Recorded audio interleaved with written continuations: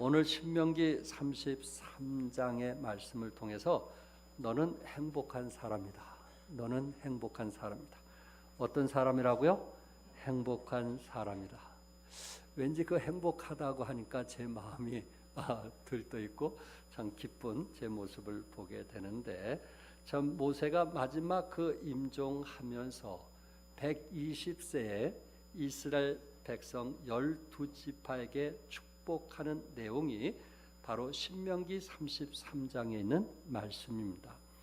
그러면서 그 축복을 12지파에게 마지막 유언과 같은 그런 축복을 이제 하면서 결론은 이스라엘이여 너는 행복한 사람이로다. 이스라엘이여 너는 행복한 사람이로다. 이스라엘 백성들에게 뭐한 사람이라고요? 행복한 사람이다. 이렇게 말씀을 하고 있습니다. 참 모세의 유언처럼 어떻게 보면은 이스라엘 백성들이 그 당시에 부유했다 이렇게 말할 수는 없거든요. 또 이스라엘 백성들이 다른 나라처럼 뭐 넓은 땅을 가졌다 그렇게 말할 수도 없잖아요. 우리나라 경상도 땅만한 그 이스라엘 나라가 행복하면은 얼마나 행복하겠어요.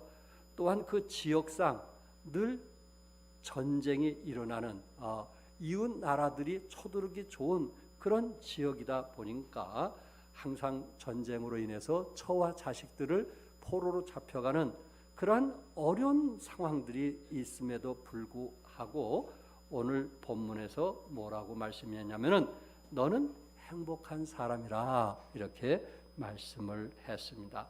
다시 말해서 모세가 120년 동안 살면서 또 이스라엘 백성들을 40년 동안 광야 생활에 리더자로 있으면서 그의 마음속에 또한 그의 몸으로 실제적으로 느낀 것이 있었는데, 그것이 뭐냐면은 참 이스라엘 백성들은 행복한 사람이다.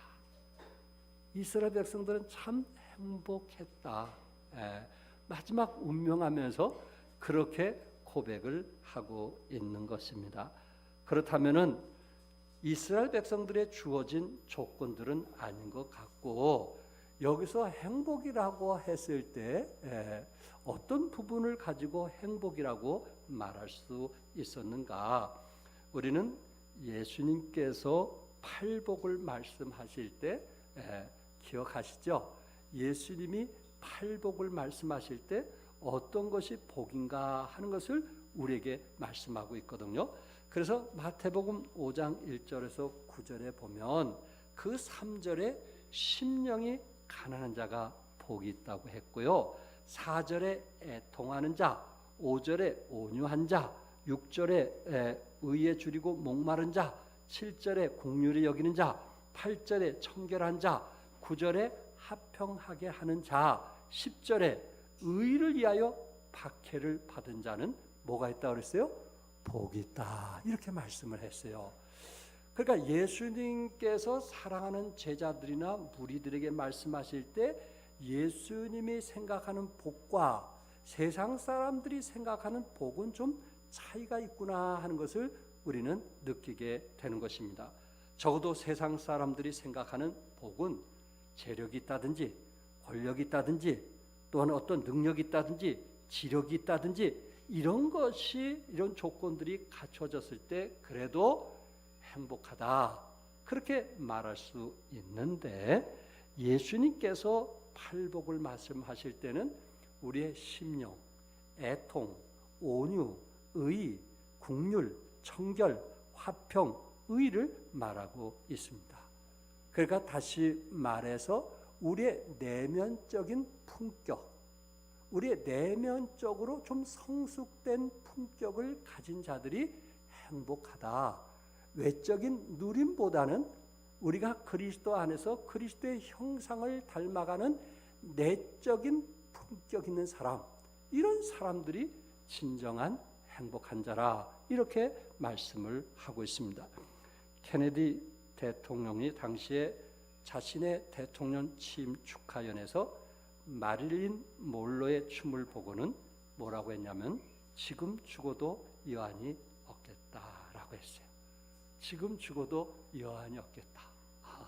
미국 대통령께서 한 여인의 외모와 춤을 보고 얼마나 반했던지 감탄과 찬사를 보냈던 마릴린 monroe를 우리는 잘 알고 있습니다.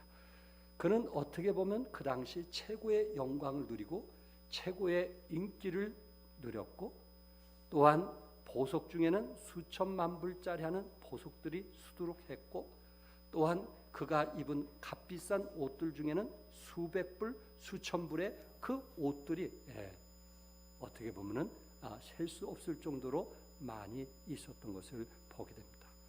또한 세계적으로 모든 남자들이 부러워했던 한 여인, 부러움을 받는 그런 여인, 또한 케네디 대통령이 그 여인을 너무나 좋아해서 자기 생일 때 다른 사람을 부르지 아니하고 이 마릴린 monroe만 불러서 함께 식사를 했다는 이야기도 있습니다.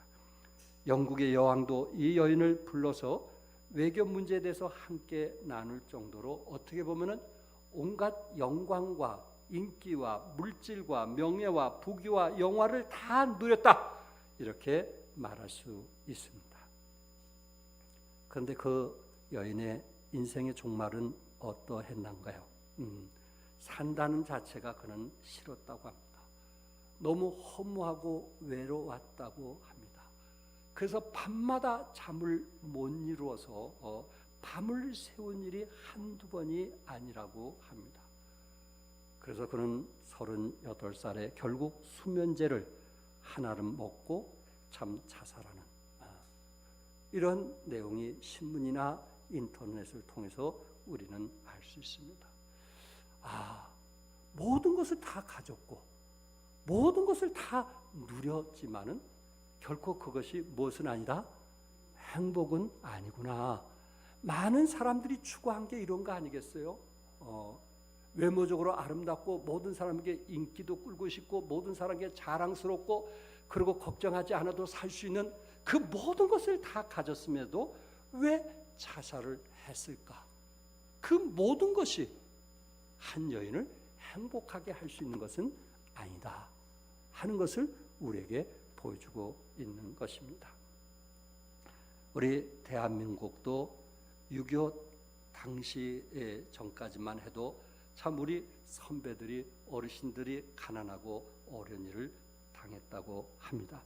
그런데 미국 여론 전문 기관의 조사에 의하면은 한국 사람들의 생활 만족도에서 설문조사를 했는데 81%가 현재 생활에서 만족하지 못하다고 말을 했습니다. 과거 어르신네들 1950년대와 지금은 너무 많은 차이가 있음에도 불구하고 생활 수준이 3만 불 정도로 이렇게 우리 생활이 여유가 있음에도 불구하고 여론조사에 의하면은 행복하지 않다는 게 81%라고 하는 것입니다. 결국 행복은 무엇을 소유하느냐 보다는 내가 어떤 사람이냐, 소유보다는 나의 그 내면적인 품격이 어떤 사람이냐, 결국 그것을 성경은 우리에게 말씀하고 있다는 것을 단적으로 보여주고 있는 것입니다. 그렇다면은 오늘 본문에서 이 모세가 그 12지파 120세 되신 모세가 마지막 이제 유언과 같은 축복을 하면서 12지파에게 축복을 하면서 결론적으로 이스라엘 모든 지파는 너는 행복한 사람이라고 했는데 왜 행복했을까 하는 것을 여러분과 같이 나누면서 우리도 뭐한 사람이다? 행복한 사람이다 하는 것을 오늘 메시지를 통해서 전하고 싶은 것입니다. 첫째는 하나님은 도우시는 분이기 때문에 행복하다는 것입니다. 26절에 여술은이요 하나님 같은 이가 없도다. 그가 너를 도우시려고 하늘을 타고 궁창에서 이염을 나타내시는 도다. 여기 여수르뇨 하는 말은 평탄하다, 곧다, 똑바르다는 단어의 의미인데 그것은 올바른 자, 정직한 자를 말하고 있는 것입니다. 그러니까 다시 말해서 이스라엘 사람들은 올바른 자, 정직한 자라라는 의미에서 여수른이라는 단어를 썼던 것입니다. 하나님께서는 이스라엘 백성들에게 언약을 하셨습니다. 어떤 언약을 했어요? 하나님께서 이스라엘 백성들에게 하나님의 말씀을 순종하면 내가 너희를 뭐 하시겠다고요? 도와주시겠다. 내가 너희들과 항상 함께 하시겠다 하는 것이 하나님께서 이스라엘 백성들에게 약속을 한 거예요. 그러니까 모세가 120년 동안 살면서 자기 인생 속에 하나님이 자기를 도와주셨구나. 미디안 땅에서 40년 동안, 또한 광야에서 40년 동안, 80년 동안 하나님과 동행하면서 하나님이 나를 도와주셨다라는 고백을 지금 모세가 하면서 이스라엘 백성들에게 너희는 행복한 사람이라 이렇게 말하고 있는 것입니다. 하나님은 어떠한 하나님이십니까? 어떠한 하나님이 이스라엘 백성들을 도와주셨다는 말입니까? 26절에 하늘을 타고 궁창에서 이염을 나타내시는도다. 영원하신 하나님이 내 처소가 되시니 그의 영원하신 팔이 내 아래에 있도다. 그가 내 앞에서 대적을 쫓으시며 멸하라 하시도다. 우리 하나님은 어떤 하나님이에요? 우리를 도와주시고 우리를 돌보시고 인도하시는 하나님은 어떠하신 분이세요? 하늘을 타고 궁창에서 이염을 나타내신 하나님께서 우리 처소에 영원토록 함께 하시고 영원하신 팔이 우리를 붙들고 계시고 대적을 쫓으시며 대적을 멸하시는 그런 하나님께서 우리를 뭐 하신다는 거예요? 도와주신다고 말씀을 했습니다.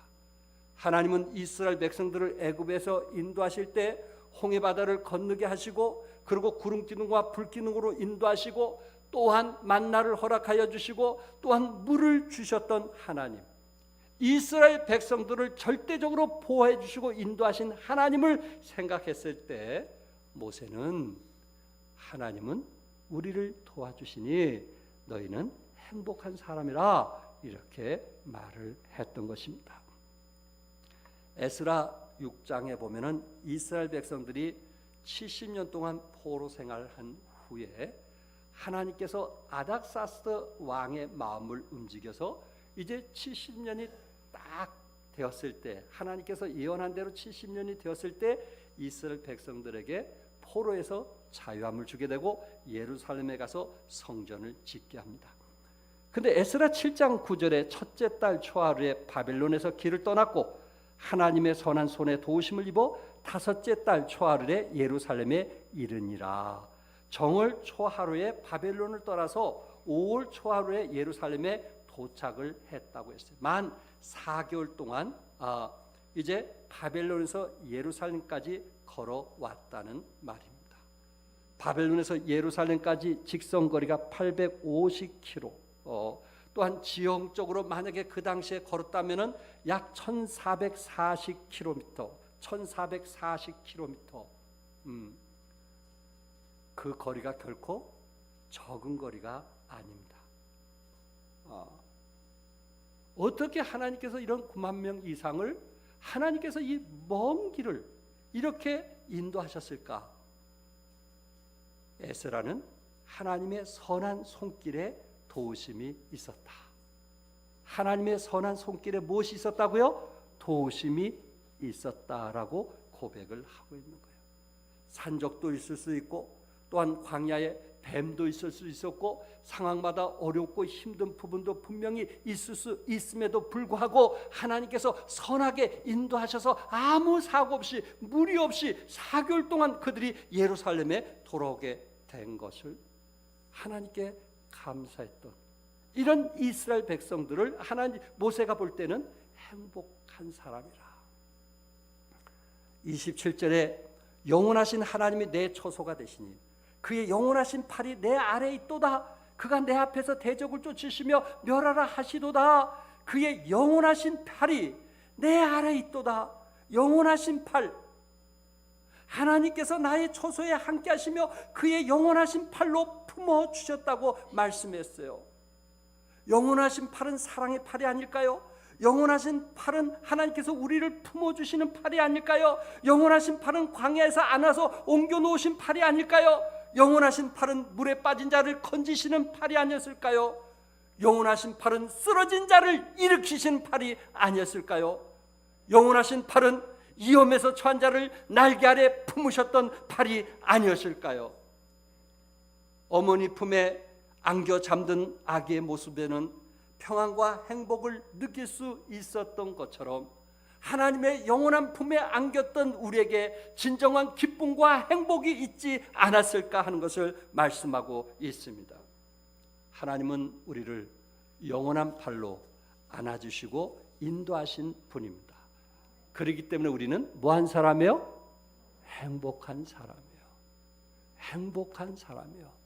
예수 믿고 구원받은 것도 행복한데 하나님께서 우리를 임마누엘 하나님이 되어서 우리와 함께 하시고 우리를 도우시고 우리를 인도하시니 이보다 행복한 그리스도인이 어디 있겠어요? 그러니까 여러분과 내가 하나님의 전에 올 때는 즐거움으로 발걸음을 옮기시기 바랍니다. 기쁨으로 올 수 있기를 바랍니다. 나는 행복한 자다. 억지로 오는 발걸음 그런 사람이 되지 말고 미숙하고 연약한 그런 발걸음이 되지 말고 예수님이 나를 구원해 주셨을 뿐만 아니라 하나님이 나를 도우시고 인도해 주셨다는 그 은혜에 감사하면서 우리가 즐거움으로 발걸음을 옮길 수 있는 기쁨의 발걸음이 되어주시기를 바랍니다. 두 번째, 하나님은 피로를 채워주시는 분이기 때문에 그렇습니다. 28절 같이 한번 읽겠어요. 시작. 이스라엘이 안전히 거하며 야곱의 샘은 곡식과 새 포도주의 땅에 홀로 있나니 곧 그의 하늘이 이슬을 내리는 곳에로다. 하나님께서 이스라엘 백성들에게 안전히 거하시고 또한 그 샘을 통해서 곡식과 새 포도주를 허락하시고 그리고 하늘이 이슬을 내리는 도다.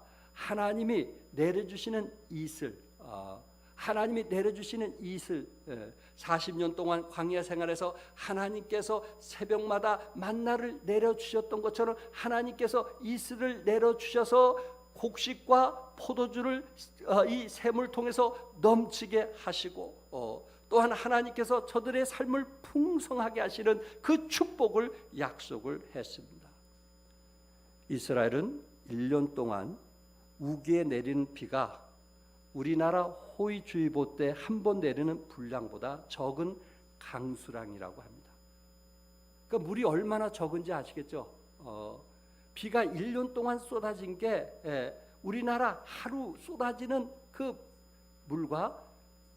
물보다 적은 양이 내린다고 하니까 이스라엘 자체 물이 얼마나 참 적은가 하는 것을 우리는 알 수 있고 저들은 이슬이 없다면 살아갈 수 없는 그런 상황이기 때문에 하나님께서 뭐라고 말씀했어요? 하늘이 이슬을 내리는 곳에로다.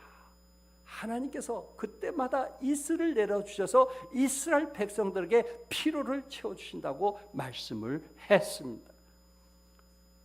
저들에게 때로 필요하고 때로 어렵고 힘들 때마다 하나님께서 그때마다 이슬을 내려주셔서 뭐를 채워주신다고요? 피로를 채워주시는 하나님. 우리의 피로를 채우신 하나님께 감사합시다. 그래서 우리는 뭐한 사람이에요? 행복한 사람이에요. 아무리 여름이 없다고 힘들다고 할지라도 하나님은 우리의 피로를 채워주시는 분이에요. 이 사람 저 사람을 통해서 하나님께서 우리의 피로를 채워주시는 분이에요. 우리가 행복할 뿐만 아니라 이 땅에 사는 대한민국이 얼마나 행복한 사람인지 아시겠죠? 어떤 목사님이 쓴 글을 제가 인용해서 말씀을 드립니다. 그분은 이런 얘기를 했어요. 우리나라가 얼마 전까지만 해도 피원조국이었다는 거예요. 그런데 2009년, 2010년 전후로 해가지고 이제는 원조국으로 올라섰다는 거예요. 과거에는 쌀을 수입하던 사람이 이제는 쌀을 수출하는 그런 나라가 됐다는 거예요. 한국 전쟁 후에 가난한 나라의 상징이었지만 이제는 세계 인류의 상징이 되었다는 것입니다. 10여 년 전에 일본의 기업인 일본 항공이 완전히 파산했고, 전자제품의 대명사이던 소니도 삼성에서 뒤졌고, 도요타도 완전히 기술이나 신용을 다 잃어버렸다는 거예요.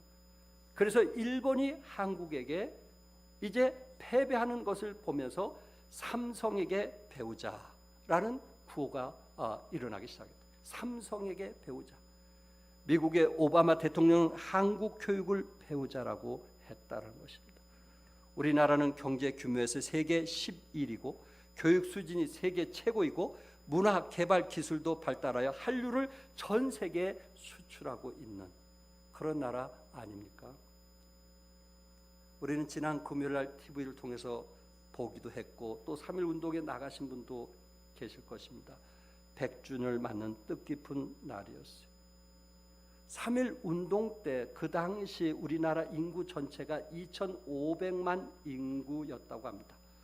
2,500만 인구 중에 기독교 인구는 30만 정도로 보고 있는 거예요. 그러니까 1.2%에 불과한 거예요. 1.2%, 아주 적은 수에 불과했는데 60년대부터 90년대까지 계속 교회가 성장을 해서 어떤 분은 1,000만 명이 넘다고 했고 어떤 사람은 1,200만이 넘는다라고 이야기를 할 정도 교회가 계속 급성장했다는 것을 우리는 잘 알고 있습니다. 이미 선교사님들이 미국 다음으로 제일 많이 파송했는데 2018년도를 제가 조사해 보니까 222개 선교단체에서 169개국에 27,933명의 선교사를 파송했다는 거예요. 27,000명이 넘는 거예요. 성서 침례교에서는 21분의 부부가 선교사로 파송을 했어요. 중요한 것은 3.1 운동 당시에 기독교 인구는 1.2%에 불과했지만 민족 대표 33분 중에 목사와 성도들이 16분이었다는 거예요. 절반 가까운 대표가 기독교인이었다는 거예요. 유관순 누나, 조만식 장로, 주길철 목사님을 비롯해서 33분 중에 16분이 기독교인이었다는 거예요. 이 말은 무슨 의미냐? 당시 기독교 숫자는 프로테주로 따질 때 아주 적은 프로테주였지만은 그 적은 프로테주 중에 그리스도인들이 사회에 영향을 미쳤다는 거예요. 사회에 뭘 미쳤다는 거예요? 영향을 미쳤다는 거예요. 각자 우리 그리스도인들이 각 처소에서 살아가고 있지만 직장생활을 한다든지 사업을 하든지 각 처소에서 살고 있지만은 어떤 그리스도인들은 분명히 사회에 영향을 미치면서 살아가는 사람들이 있더라 하는 거예요. 어떤 사람은 숨어서 사는 사람도 있고 어떤 사람 믿는다는 그 자체를 드러내지 않고 사는 사람도 있지만은 3.1 운동을 통해서 분명한 것은 1.2%에 불과했지만은 사회에 영향을 미쳤다, 이렇게 보고를 하고 있는 거예요. 최근에 한국교회 사회적 성김 보고서를 보면 사회복지사업 현황이 나와 있습니다. 전체 372개 사회복지법인 가운데 52.2%, 194개가 기독교에서 운영하는 법인이라고 합니다. 종합사회복지관 414개 가운데 45.4%, 188개가 기독교에서 운영하고 있다고 합니다. 노숙인 시설 86개 중에 62.8%, 54개가 기독교에서 운영하고 있다는 거예요. 지역 아동센터 3,013개 가운데 53.1%, 1,601개가 기독교에서 운영하고 있다는 거예요. 기독교가 이 사회에 미치는 영향, 여러분들이 드려진 그 헌금을 통해서 사회에 기여하는 그 영향이 얼마나 크고 있는가 하는 것을 지금 말씀을 드리고 있는 거예요. 교회를 뛰어넘어 사회를 위해서 기여하는, 여주에 있는 소망 기독교 교도소 혹시 기억하시나요? 교도소를 교회에서 운영을 해서 사람들을 좀 변화시켜보자. 여기 얼마나 엄청난 돈을 투자하고 있는지 알죠? 그래서 저 제수들을 좀 변화시켜보자. 복음을 통해서 좀 변화시켜보자. 기독교 대학 중에 선교사님들을 통해서 세운 이화대학, 연세대학, 또 그 외에 많은 대학들이 있습니다. 그러나 한국교회에서 세운 대학 중에 한동대학이 있습니다. 한 교회에서 몇 천억씩 거기에 투자하고 있어요. 성도들의 그 희생되는 그 헌금을 학교에다가 투자하고 있어요. 왜 그럴까요? 왜 그럴까요? 강교구 목사님 손녀가 한동대학을 입학하여 입학식 때 부모님들이 참석했는데 총장님이 나오셔서 구령의 메시지를 전하더라는 거예요. 예수 믿어야 된다고. 그 학부모들에게 구령의 메시지를 전하는 거예요. 입학식 때 구령의 메시지를 전한 대학이 과연 몇 개나 될까요? 교회에서 이렇게 후원을 할 수 있기 때문에 학생들의 마음껏 복음을 전할 수 있고 또한 그곳에 그 한 교회 그 여성교들이 와서 매해마다 다고와 커피를 대접하면서 참 한 영혼 한 영혼을 귀히 여기는 그런 모습을 보았다고 합니다. 우리나라는 복받은 나라입니다. 우리 백성은 행복한 백성입니다. 또한 여러분과 나는 행복한 사람입니다. 행복한 사람. 왜? 하나님께서 이스를 통해서 이 어려울 때도 우리의 필요를 채워주신 하나님이기 때문에 행복한 사람입니다. 성경에 행복한이란 단어는 아시레라는 히브리어인데 이 말은 충만한 행복, 완전한 행복을 의미하고 있다고 합니다. 그러니까 모세가 적어도 이스라엘 백성들에게 너희는 행복한 사람이다 이렇게 말을 했을 때는 50%, 60%, 90%를 얘기하는 것이 아니고 너희들은 하나님 안에서 완전히 행복한 사람이라 이렇게 말씀하고 있는 거예요. 그러니까 우리는 예수 믿고 구원받았던 그 사실 때문에 행복함을 믿으시기 바랍니다. 또한 하나님의 보호하심과 때에 따라서 하나님께서 우리의 필요를 채워주시는 하나님이 계시기 때문에 우리는 행복하다 이렇게 말할 수 있는 여러분과 내가 될 수 있기를 바랍니다. 세 번째, 하나님은 구원해 주시는 분이기 때문에 그렇습니다. 29절 같이 한번 읽겠어요. 다 같이 시작. 이스라엘이여 너는 행복한 사람이로다. 여호와의 구원을 너같이 얻은 백성이 누구냐? 그는 너를 돕는 방패시요 내 영광의 칼이시로다. 내 대적이 내게 복종하리니 내가 그들의 높은 곳을 밟음이로다. 너는 행복한 사람이다. 왜? 여호와의 구원을 너같이 얻은 백성이 누구냐? 너같이 얻은 백성이 누구냐? 저는 개인적으로 저같이 구원받은 사람이 있을까? 저같이 위기와 어려움 속에서 건짐을 받은 사람이 있을까? 그런 생각을 가져보게 되는 거예요. 그래서 행복한 사람인 거예요. 나 같은 사람을 부르셨다는 그 사실에 너무 감사하고 하나님께서 나를 쓰시고 있다는 그 사실에 너무 감사하고 그 사실 때문에 저는 행복한 거예요. 저는 행복한 거예요. 너무너무 행복한 거예요. 스바냐 3장 17절에 다 같이 한번 읽어보겠어요. 시작. 너의 하나님 여호와가 너희 가운데 계시니 그는 구원을 베푸실 전능자시라. 그가 너로 말미암아 기쁨을 이기지 못하시며 너를 잠잠히 사랑하시며 너로 말미암아 즐거이 부르며 기뻐하시리라 하리라. 아멘. 그가 하나님이 너로 말미암아 기쁨을 뭐하지 못하리라? 이기지 못하시며 우리 하나님께서 이스라엘 백성을 보면서 뭘 이기지 못한다는 거예요? 기쁨을 이기지 못한다는 거예요. 하나님께서 이스라엘 백성들을 보면서 저들을 보면서 기쁨을 뭐하지 못했다? 이기지 못했다 그렇게 말씀했어요. 이런 하나님이 우리 하나님이시란 말이에요. 그러니 하나님께서 우리를 어떻게 도와주시겠어요? 우리 하나님께서 우리를 어떻게 인도해 주시겠어요? 어떤 운동에 빠지도 하나님께서 일으켜주신 하나님을 우리가 믿잖아요. 모세는 29절에 여호와의 구원을 너같이 얻은 백성이 누구냐? 너를 돕는 방패시오 라고 말씀했어요. 오늘 이 시간에 참석한 성도들 가운데 어떤 사람은 이것을 다른 사람보다 더 깊이 또한 질이 좀 높을 정도로 느끼는 사람이 있단 말이에요. 같은 국이라도 진국이 있듯이 하나님께서 나를 구원해 주신 그 진국, 같은 메시지라도 진국으로 와닿는 그런 사람들이 있더란 말이에요. 왜? 하나님이 내가 처한 곳에서 그때마다 뭐 해주셨으니까? 구원해 주셨으니까, 인도해 주셨으니까. 같은 메시지라도 느낌이 다른 거예요. 나에게 마음에 와 닿는 그 강도가 다른 거예요. 울림이 다른 거예요. 모세는 120년 동안 인생을 살으면서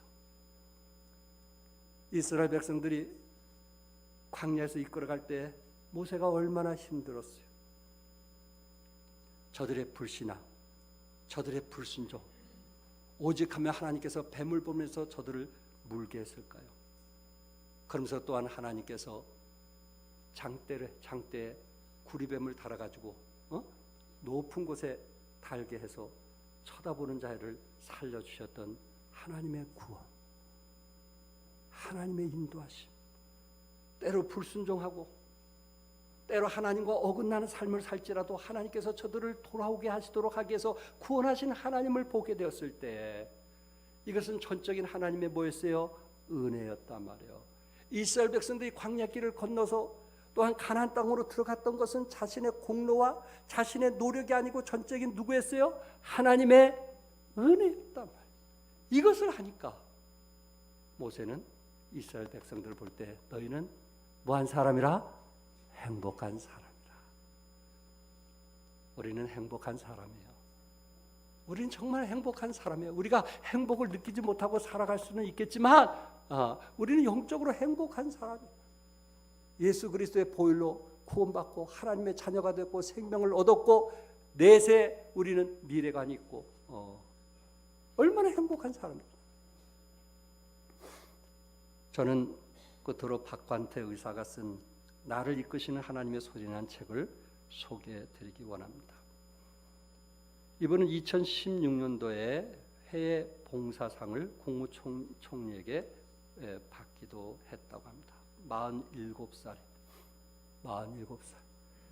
이분은 의료 선교사로서 몽골에 가서 희생했던 사람인데 고려대 의대 이제 입학을 하게 되었고 이분이 고려대 의대 입학한 그가 우리나라 한 20살 정도 됐을까요? 그 젊은 나이에 고려대 의대를 입학을 하고 그의 친구인 심재학 씨 같이 입학한 심재학 씨에게 우리가 함께 이제 의사가 되면 몽골에 가서 의료 봉사를 하자 그렇게 약속을 했다는 거예요. 대단한 거 아니겠어요? 19살, 20살 때 그렇게 참 자기의 분명한 믿음과 또한 해야 될 목표가 있다는 것은 대단한 거 아니겠어요? 그런데 그 친구 심지학 씨는 1999년도 11월에 악성 림프종으로 먼저 세상을 떠나면서 그 친구에게 네모까지 몽골에 가서 일해달라고 부탁을 했다고 합니다. 그래서 이는 의대에서 공부하다가 2001년쯤에 몽골에 떠나기 전에 결혼을 하게 된데 산부인과 의사와 결혼을 하게 되었어요. 그리고 자신이 몽골에 대해서 이미 하나님께 서원을 했다고 했을 때 그의 아내도 기꺼이 내가 함께하겠다. 그래서 2001년도에 부부가 몽골에 가서 지금까지 참 몽골에 있는 가난한 사람들을 위해서 치료하고 돕는 그 일을 했다고 합니다. 문만 열면 사람들이 메어진다고 그래요. 어떤 수술인지 모든 게 다 100% 무료로 하는 그가 사람들이 얼마나 많이 몰려들겠어요. 몸이 지치고 힘들어도 그 일을 기쁨으로 감당하는 또한 자식과 함께 그 일을 즐겁게 하는 기쁨으로 하는 그 모습을 이제 방송국을 통해서나 또한 간증을 통해서 이분의 이야기를 우리는 들을 수가 있습니다. 근데 자기가 사역을 하면서 제일 힘들었던 일은 뭐냐면은 2001년에 몽골에 갔는데 2003년도에 아버님이 돌아가셨다는 거예요. 외아들이라는 건데 그 장례식에 자기가 그 자리를 지켜야 되는데 비행기 자리가 없어가지고 이틀을 늦게 도착을 하면서 하나님께 기도했다고 합니다. 원망의 기도. 하나님 내가 이렇게 낯선 땅에서 고생하는데 내 아버지 한 번도 지키지 못한 게 진정한 자식입니까? 하고 원망을 했다고 합니다. 그런데 하나님께서 그에게 독한 소리를 들려줬다고 합니다. 너 믿음의 사람이냐? 너 천국에 대한 확신이 있느냐? 너 하늘의 소망을 가지고 지금까지 일을 했느냐? 라고 마음에 반문을 하더라는 거예요. 내가 진짜 천국의 소망을 가지고 살아간 사람이냐? 내세를 바라보면서 한 사람이냐? 그리고 우리 아버지 예수 믿고 구원 받았는데, 우리 아버지가 이미 천국 가서 나를 볼 건데 너 잘했다고 칭찬할 것이냐? 늦게 왔다고 원망할 것이냐? 하나님이 묻더라는 거예요. 너 없는 동안 내가 너 아버지를 도와줬는데 네가 그렇게 말해서 되느냐? 그러면서 부끄럽다고 그래요. 이분이 이런 고백을 합니다. 믿음이란 무엇인가? 내게 믿음은 있는가? 천국에 대한 확신이 있는가? 천국을 소망하는가? 수많은 질문에 스스로 답해보면서 나 자신을 돌아보았다. 아버지는 하나님과 함께 천국에서 흐뭇한 얼굴로 나를, 우리 모두를 지켜보실 것이다. 그래서 힘을 얻었다는 거예요. 그 동영상에서 이분이 마지막 결론적으로 한 이야기, 예수 그리스도가 주되심을 인정하고 내 삶의 주권을 주님께 온전히 내어드리는 것, 극단적 예로 너는 화살촉이야. 그거 인정할 수 있겠니? 내가 꽂는 대로 네가 가기 싫은 곳이어도 내가 쏘는 그곳이 가장 너에게 맞는 곳임을 믿고 순종해서 그곳에 날아갈 수 있는 화살촉 인생임을 인정하는 것. 내 힘과 능력으로 사는 게 아니라 온전히 믿음으로 사는 것. 어디에 있든지 무엇을 하든지 하나님의 마음을 품고 사는 것. 그것이 선교적 삶으로의 부르심이라고 믿습니다. 이렇게 사는 사람들을 오른편에 두고 창세부터 예비된 나라를 상속받을 거라고 말씀하십니다. 그래서 이 선교적 삶에는 선택권이 없습니다. 왜? 마지막 땐 반드시 가르시거든요. 네가 선교적 삶을 살았느냐 아니면 염소처럼 살았느냐. 몽골이 지금 염소 때문에 큰 문제입니다. 전 세계가 염소 때문에. 왜? 염소는요 풀을 뿌리까지 먹어요. 그래서 염소가 너무 많으면 황폐화됩니다. 사막화됩니다. 우리는 내가 염소처럼 살면 그걸로 끝난다고 생각. 남의 거 뺏고 내가 먼저 가고 내가 먼저 쟁취하고 내 이익을 위해서 사는 것이 당연하다고 생각할지 모르지만 그 뒤에는 반드시 심판이 있음을 알아야 됩니다. 그래서 하나님은 우리에게 선교적 삶으로 양처럼 살라고 부르십니다. 그래서 몽골에 오시면 그게 잘 보이실 겁니다. 이 시간 함께 기도하며 나아갔으면 좋겠습니다. 네, 우리 박관태 그 의사는 몽골의 아가페 기독교 병원의 원장으로서 일을 하면서 병원비가 없는 이들을 위해서 기꺼이 희생하면서 헌신하면서 살아온 사람인데, 이분의 고백 중에 마태복음 25장에 나오는 뭐예요? 양과 염소를 비유하는 그 메시지를 지금 전하는 거예요.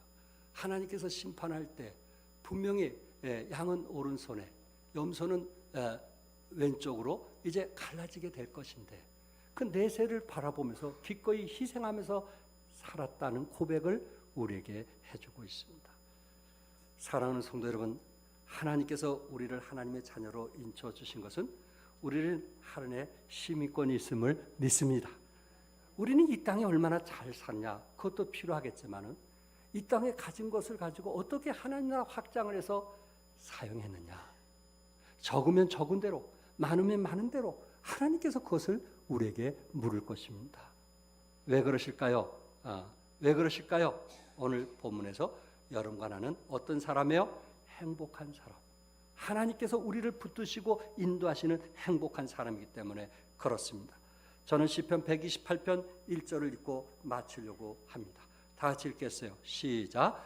여호와를 경외하며 그의 길을 걷는 자마다 복이 있도다. 하나님께서 우리를 구원해 주신 분이시기 때문에 우리는 행복한 사람이에요. 하나님께서 때때로 힘들고 어려울 때마다 성령을 통해서 우리를 도와주시고 구원해 주시기 때문에 우리는 행복한 사람이에요. 그래서 여호와를 경외하며 그의 길을 걷는 자마다 복이 있도다.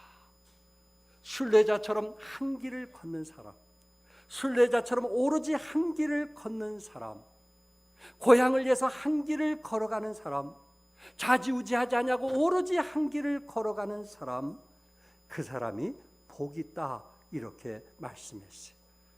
여러분과 나도 행복한 자로서 하나님께서 나를 구원한 자라는 것을 기억하면서 한 길을 걷는, 나그네로서 천국의 소망을 가지고 한 길을 걸어가는, 하나님께서 그때마다 나를 구원해 주신 하나님, 이스라엘 백성들을 40년 동안 하나님께서 구원해서 가나안 땅으로 인도하셨던 것처럼 이 세상의 광야길을 하나님께서 인도하셔서 우리를 천국으로 하나님께서 데려가기 위해서 우리를 구원하신 하나님을 위해서 오로지 한 길을 걸어가는, 톨스토이는 하나님께 구원받은 자의 삶은 행복할 수밖에 없다라고 했어요.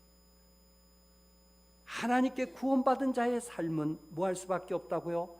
행복할 수밖에 없다. 아멘. 여러분과 나는 행복할 수밖에 없어요. 예수 믿고 구원받았다는 이 사실이 우리는 행복할 수밖에 없어요. 하나님께서 우리를 늘 구원해 주시고 하나님께서 늘 우리를 인도해 주시고 축복해 주시기 때문에 그렇습니다. 우리도 모세처럼 마지막 임종할 때 자기와 함께했던 이스라엘 백성들은 행복한 사람이라 이렇게 고백했던 것처럼 여러분, 내가 혹시 마지막 유언을 할 수 있다면 우리 자녀들에게 너희들은 뭐한 사람이었다? 뭐한 사람이었다? 행복한 사람이었다. 나는 뭐한 사람이었다? 행복한 사람이었다. 고백할 수 있는 여러분과 내가 되기를 주님의 이름으로 축복합니다. 기도하겠습니다.